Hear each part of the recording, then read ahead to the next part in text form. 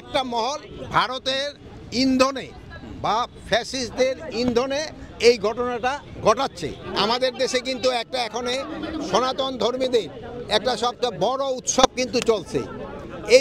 এই উৎসবটাকে যেন আমরা শান্তিপূর্ণভাবে করার জন্য আমরা সব ধরনের প্রস্তুতি নিচ্ছি।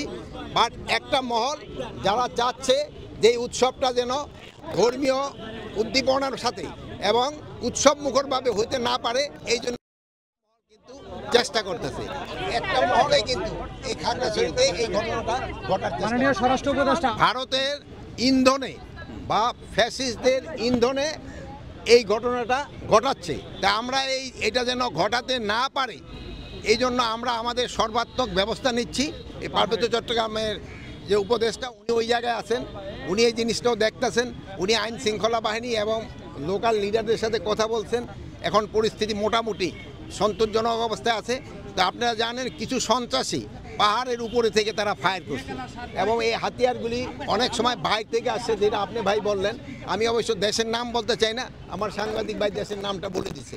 তা আপনারা এটা যেন প্রতিহত করতে হলে আপনাদের সবাই আমাদের সাহায্য এবং সহযোগিতা দরকার হবে। ওয়ালটন এখন দেশের সীমানা পেরিয়ে পৌঁছে গিয়েছে 50টিরও বেশি দেশে। ওয়ালটন, ঘরে ঘরে বিশ্বজুড়ে। যে গতকাল থেকে কিন্তু আমাদের একটা বড় ধর্মীয় উৎসব শুরু হয়ে গেছে। এই উৎসবের সময় যেন কেউ কোনো ধরনের বিশৃঙ্খলা সৃষ্টি না করে, রাস্তাঘাট যেন বন্ধ না করে এবং এই পূজাটা যেন নির্বিঘ্নভাবে উদযাপন করতে পারে, এই ধরনের সবাইকে আমি বলবো সাহায্য সহযোগিতা করার। আটকে পড়া পর্যটকদের কিন্তু ম্যাক্সিমামই কিন্তু ফিরে নেওয়া আসে।